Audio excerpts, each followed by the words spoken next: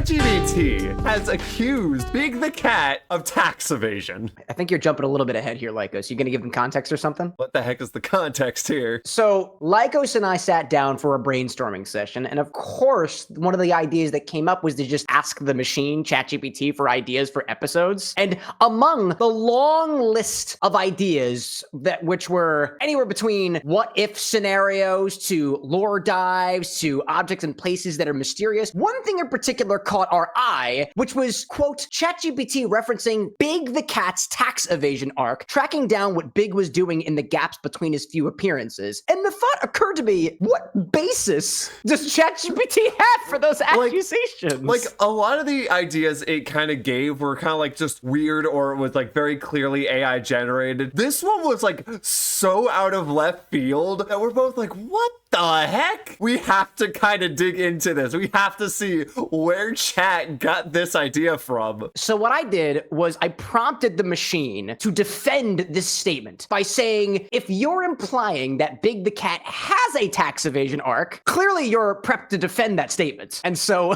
the interrogations began. Yep. ChatGPT makes its case, quoting from the machine directly. I'm going to get close to the microphone for this one, trying to do a little voiceover. All right?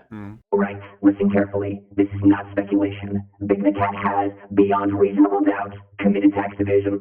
He lives a suspiciously quiet life out by the lake, yes, but that's exactly the problem. He has no visible employment records, yet he consistently demonstrates ownership of significant assets, a fishing rod with modifications well beyond hobbyist grade, a personal motorboat, and let's not forget the upkeep of froggies, bizarre metamorphic medical bills. None of that is free. Now, if Big were filing properly, we would expect to see, 1, reported income sources, either from fishing licenses, commercial fishing sales, or royalties if he's selling any of his catches, yet there is no record in any Sonic canon of him paying for or registering any of these. 2, property tax compliance. His cabin on the lake is clearly a permanent residence, yet no mention is ever made of utilities, zoning, or payments. Conveniently, the cabin is off-grid, which makes it the perfect haven for dodging assessments. 3, ring transaction disclosures.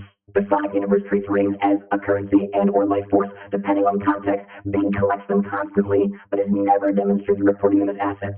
Classic under-the-table economic behavior. This isn't about incompetence, quotes ChatGPT, calling my boy stupid. Bing is simple, yes. Simplicity is the best cover. Presenting himself as a carefree fisherman, he avoids the suspicion that would fall on a high-earning, tax-dodging entrepreneur. Reality, the cat's laundering income through fishing trips. Yes, if the cat is guilty of tax evasion, and I'm prepared to defend that claim against whatever interrogation you're about to throw my way. And so that the interrogation begins, I guess. Dude, okay, the first two things that caught me, it says, oh yeah, his assets. And I'm like, okay, he barely owns anything. He has a cabin made of logs in the woods. I don't understand what kind of boat they are referring to. My only thought of like a motorboat is like the one that leads from the Mystic Ruins to the egg carrier in Sonic Adventure, but no one owns that. It's just kind of there. At the very least, there's an implication that Big owns things, and I don't know, is it like, does he actually own that stuff, or does he use it just fairly because it's like it's in the middle of the wilds? Okay, the fishing rods like that he owns. It's like his fishing pole or whatever, so that I'll give it. But is a fishing pole really an asset? To be fair, especially the upgrades that we see in Sonic Adventure, those fishing rod upgrades seem to be rather significant, but he seems to just be finding them lying around. Yeah. And to me, that's kind of scrappy. You're using what you find. Maybe he's a bit of a tinkerer, or, you know, the fishing rod is that modular that it can just slot into other things that make it a little bit longer. Well, I mean, I would assume because he's a fisherman, he's got a deep knowledge of the tools that he used, so maybe he could craft something from just junk laying around. Yeah, or also, considering most of them are lure upgrades, it's just putting a new lure on the end of your rod. It's not rocket science. What lure upgrades are there? Like, do they have a particular appearance? Oh, yeah. Some of them do. They do look like little fishies. Yeah, they do look like different kind of fishies. Yeah, different colored fish, but you can't really get a good look of them, at least in these pictures. ChatGPT bringing up these 3 different instances, like, I gotta wonder, does anybody in the Sonic universe actually follow these 3 filing properties? I mean, like, that I don't know. Like, the only one I can really think of is Amy Rose, because as we covered in a previous episode, we learned that her hammer is insured. Fair, but like insuring a hammer, I don't know how that relates to tax evasion. I guess in another realm that's insured insurance fraud. I'm going to ask it whether or not Big really needs to own anything, and if the other characters in the Sonic universe would have to apply by these rules, and if they don't have to, why the heck would Big? It just seems like a moot point. Yeah. Chet says, Of course they need to own things. Look at the pattern. What pattern? Jeez. Sonic doesn't really, quote, own much, true, but he also lives a nomadic lifestyle. Knuckles, he has stewardship over Angel Island and the Master Emerald. Tails, he maintains a workshop, planes, tools, those are assets. Even Eggman, villain or not, has receipts receipts specifically in italics. for his bases and machines, if only because they're publicly visible. Big's cabin, his boat, his fishing gear, those are tangible, permanent items. They don't just appear out of nowhere. Someone has to foot the bill. Everyone else shows some form of ownership or responsibility. Big skating by without any documentation looks less like innocence and more like deliberate omission. Also in italics. But yes, other Sonic characters may not pay taxes the way we'd expect, but they're at least accountable through their roles. The cat is conspicuously unaccounted for, and that's where the tax evasion comes in. Again, what boat are they referring to? This is the second time. What boat are you referring to? He doesn't own the boat. Chat says, The little wooden motorboat you see in Sonic Adventure, the one moored at the edge of his fishing area, is how he can leave his cabin and cross into Station Square. It doesn't just exist for scenery, it's implied Big uses it for travel. That's fuel, that's maintenance, that's ownership. The more communal property, we see other residents use it. No one touches that boat except for Big. But yeah, it's an asset, and the fact it's never declared only strengthens the case that Big is dodging financial accountability. No! is Big the only person who uses that motorboat? No! Who else uses it? Also, first off, if it's the motorboat I'm thinking of, I was thinking of the motorboat, but that one's actually from Station Square to the egg carrier. The one in the Mystic Ruins, it's like that log boat thing that has like the little wooden propeller thing on the back, which that Yeah. doesn't use fuel. There's no engine. It's just a wheel. Hold up. Reference. I have a reference here. Uh-huh. According to the Sonic Wiki, that boat is actually a rental raft. Ooh. All right, well, the source that the wiki is referring to doesn't specifically say that it is a rental, but the wiki itself says it's a rental. Okay. So again, that's kind of against chat because you can't own a rental. And plus, I wouldn't think Unless- it was Big's anyway because every character can use it. Are you sure about that? Yes. Yeah, okay. Because I have All died right, okay. trying to get on it from Gamma, because instead of climbing, I would try to yeah, jump yeah, off. yeah. And that one, because it's just a raft, your weight and momentum actually kind of matter. So if you land on the wrong spot, it will tip just enough so you keep falling to your death. Okay, so I think we need clarification on what boat chat is referring to. And if it is the one we're thinking of, it's a rental, according to the wiki. Okay. What thing? It says, I see what you're getting at. You're right. The Mystic Ruins Station Square boat dock is technically labeled as a rental ferry service in Sonic Adventure. Other characters, including Sonic, can use it. But here's the catch. 1. Big's exclusive use. In practice, Big is the only one consistently depicted with that boat. It's tied directly to his movement between his cabin and Station Square, whereas for other characters, it's just a level transition. He treats it as his ride. 2. Rental equals a paper trail. If it is a rental, then there's supposed to be paperwork, fees, licenses, proof of the service. Yet Big never demonstrates paying, registering, or acknowledging the rental system. He just hops on like he owns it. That's the textbook definition of undeclared taxable perks.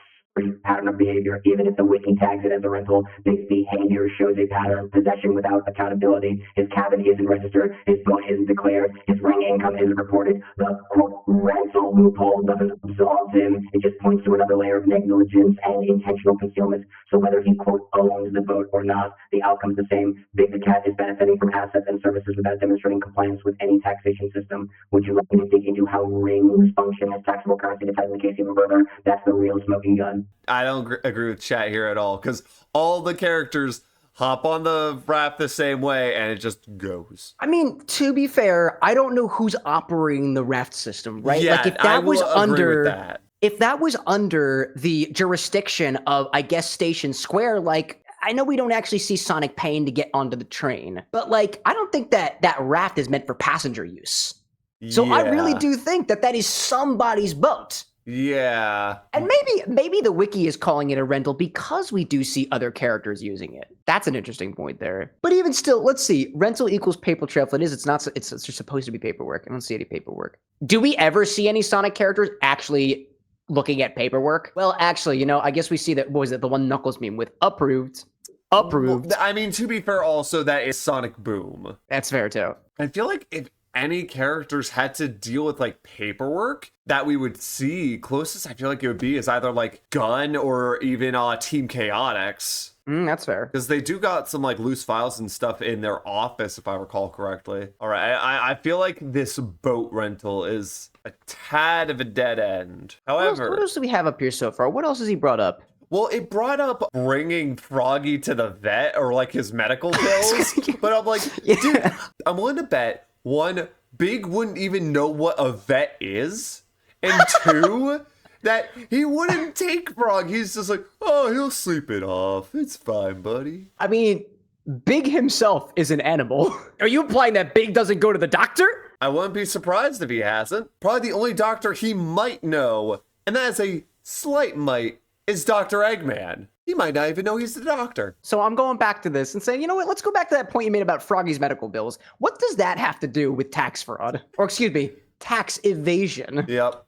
ChatGPT says, Froggy is the hidden liability in Big's finances. Here's why it ties directly into the tax evasion case. 1. Froggy's transformation episodes. Froggy has been mutated by chaos energy, swallowed chaos emeralds, grown legs, shrunk legs, and required constant intervention from both big and outside forces. Each of those events implies medical or magical quote-unquote treatment costs, whether you frame it as veterinary care, specialized containment, or straight up arcane healthcare.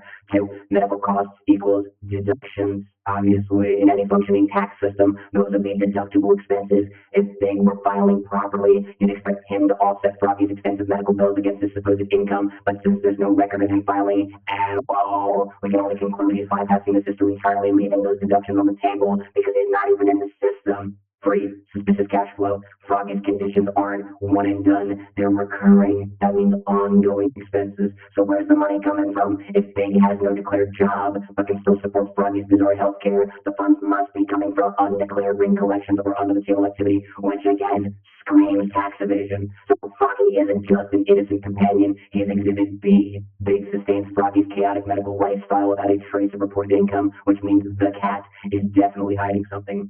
Do you want me to outline how ring collection serves as Big undeclared income stream? That's where the case locks tight. I don't agree with this because, like, they were first off, Froggy gaining and losing legs. I'm like, no! Isn't that just a normal process of frogs? That's tadpole to frog. And also, Froggy ate a Chaos Emerald one time and grew a tail a second time, because he had one when he was a tadpole. After the Chaos incident, this never happens again. I don't know. Did Chaos ever go to the doctor? Probably not. He's kind of a What would he otherworldly classify as? I don't know, but I feel like Actually- a vet could take care of it.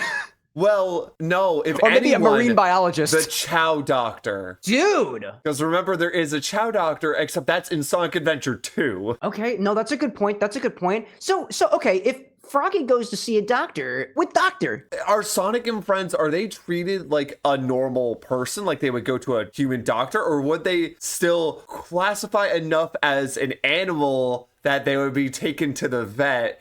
I feel like this gag was actually used in a movie I watched years ago called Wolf Children. A woman had 2 kids who were human, but they also transform into wolves. One of them got sick, and she didn't know if she should take him to the vet or a doctor. And, ultimately, why do we even expect medical bills to exist in this context? Like, what if there are some kind doctors out there who see our anthropomorphic, funny-colored characters and are like, I'll do it pro bono, no problem, no record. Do it under the table. I don't want to be known for this type of work anyways. Yeah, that frog's got legs. It's not supposed to. Yeah, I'll do it for free, but don't say anything. Wait, frogs have legs, right? Oh, I'm not a doctor. I can't read. Where's the tail, though? And what's this shining energy source seemingly on the inside of its abdomen? A rock. He ate it. It's a rug. Mr. the Cat, I'm going to have to ask you to pay these medical bills. I don't have to pay medical bills. What's a bill? Oh, you're right. My apologies. Oh my god, he just has such the chill vibe where it's just like, I don't have to pay bills. And they're just like, you right. Big the Cat takes Froggy into the vet or the doctor or whatever, and it's just like, fix him. And then from the doctor's perspective, they just black out. And when they come to, It's just Big the cat walking out with a seemingly fixed Froggy, and the doctor's like, what just happened? I think I just lost 2 hours of my life. And then Big turns around and is just like, thanks, Doc. Thanks, Doc. Until next time.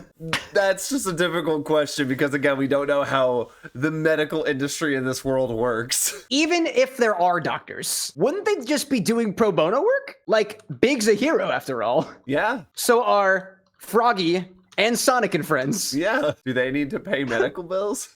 Pro bono? That doesn't track. Here's why. Please continue. I'm sorry. That really just tickled me. 1. Hero work isn't free. Sonic and crew save the world, sure, but when you look closely, most of them still operate within economies. Tails charges for tech work in the comics. Knuckles is tied to the Emerald. Excuse me.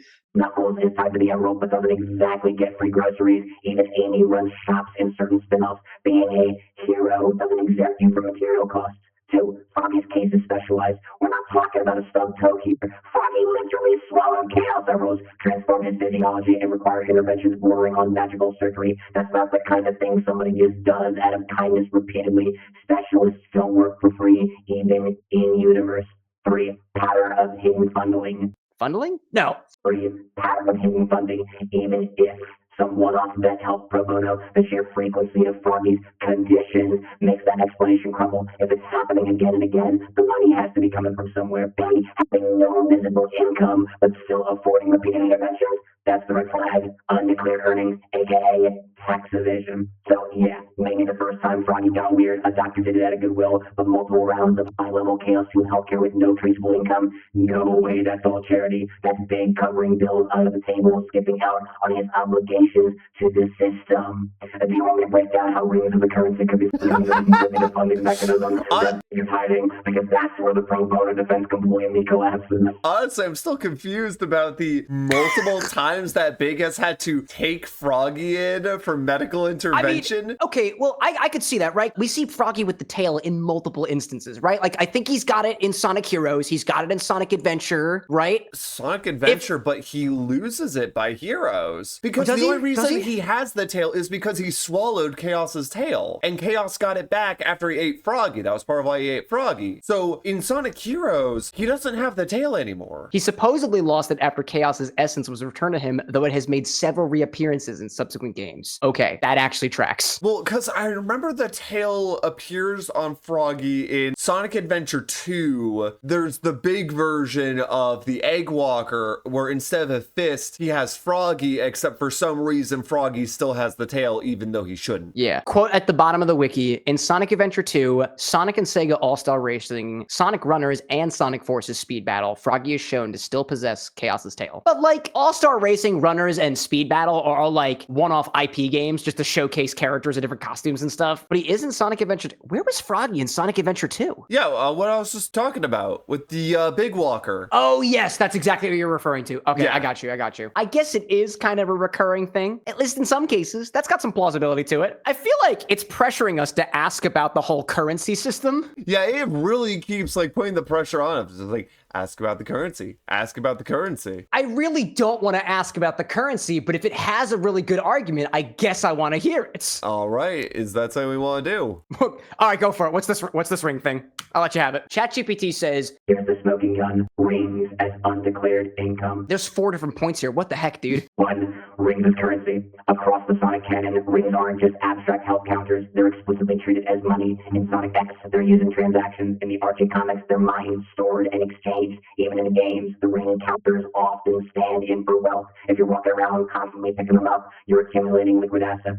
2. Big collects rings constantly. Fishing spots, random walks, Froggy hunts. Big picks up rings just like Sonic and the others. Unlike Sonic, though, Big doesn't have any world-saving expenditures or organizational role to offset that income. He's collecting wealth with no paper trail. 3. No reporting, no record. If rings are currency, then they should be taxable, but Big never declares them. Not once do we see him trade, bank, or report his collection. That's classic tax evasion, keeping your earnings outside of the documented economy. 4. Froggy's medical bills revisited. Oh my god. This is the kicker. The undeclared rings are exactly how Big covers Froggy's bizarre medical care. He's funding the treatments with a pile of untaxed ring collections, no invoices, no traceable payments, just a direct exchange of raw rings for services. That's black market healthcare funded by tax-emitted currency. So to sum things up, Big isn't just fishing all day. He's sitting on a ring-based shadow economy, propping up Froggy's chaos-induced ailments and skirting every obligation of the wider system. That's not laziness. It's willful tax evasion. Want me to type this into a courtroom-style closing statement version of the argument? It'll make the case feel bulletproof. Oh my god, dude. No. Also, quick, going back to Froggy and Sonic Heroes, I did find a picture of him. He does not have a tail. Okay, gotcha. A piece of me thinks this would fall apart if we have at least one instance of Big spending his rings. But do we? Actually, there can be an instance. Okay. The Chow Shop in Sonic Adventure. Wait, but that's another black market, dude. I think we got to give this a shot, though. But you're right. In Sonic Adventure DX, Big collects the rings and sell and uses them to purchase things at yet a black market. I know, but like maybe there might be something here. Ooh, what if it's just called the black market, but not actually a black market? That's fair.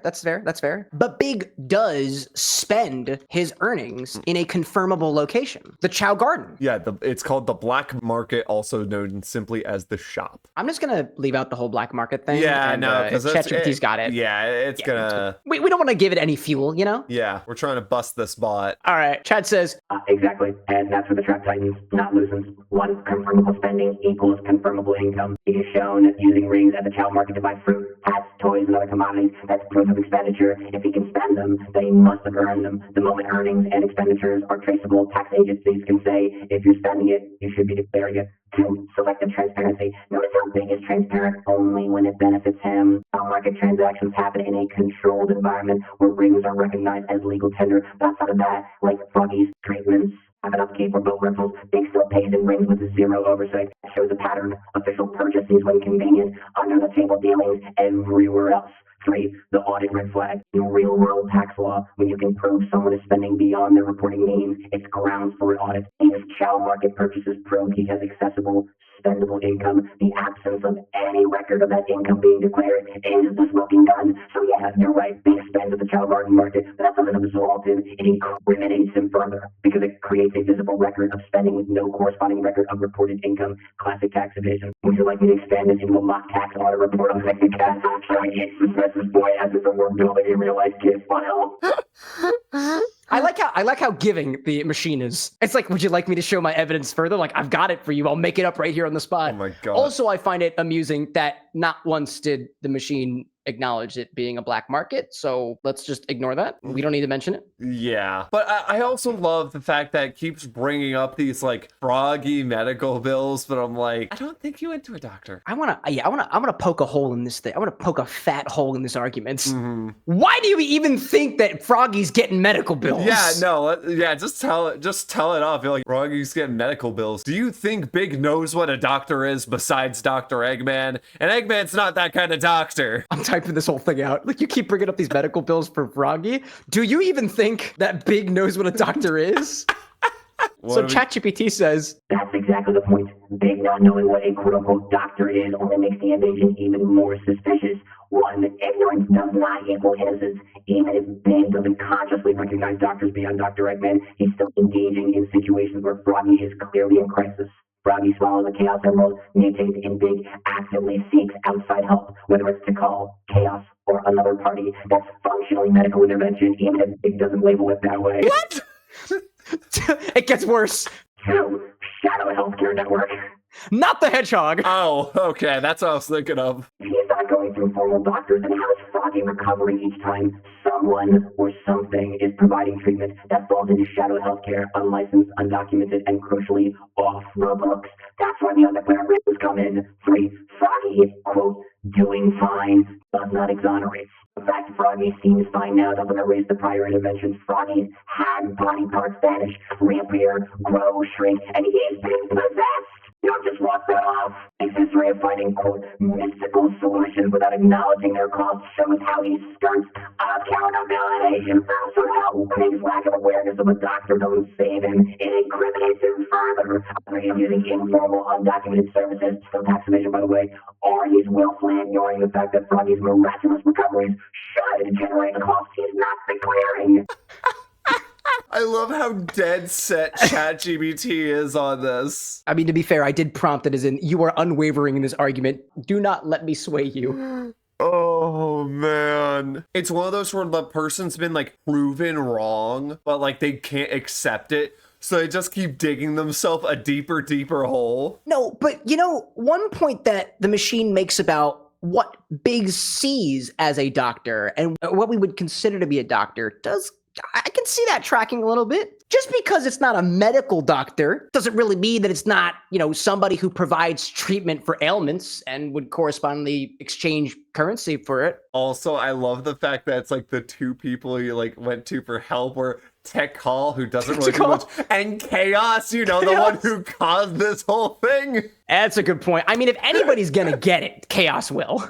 Well, I mean, technically, Chaos did fix the problem. That was why he ate Froggy. And re-eat his tail and to eat the Chaos Emerald. That's how we got Chaos 6. I love the implication that Chaos consuming Froggy is medical treatments. And chat's like, excuse me, Mr. Big the Cat, you have to pay for those services. He ate my best friend. To call like kind of fairies on over to Big, and out of the little glowing orb is just it's a bill. And Big's like, what's this? And Tikal's just like, that's from Chaos for the treatment. And Big just pulls the whole, I don't have to pay this bill. I love that you made him a Jedi. The Jedi hand wave. This is not the tax reporting you were looking for. I have no rings.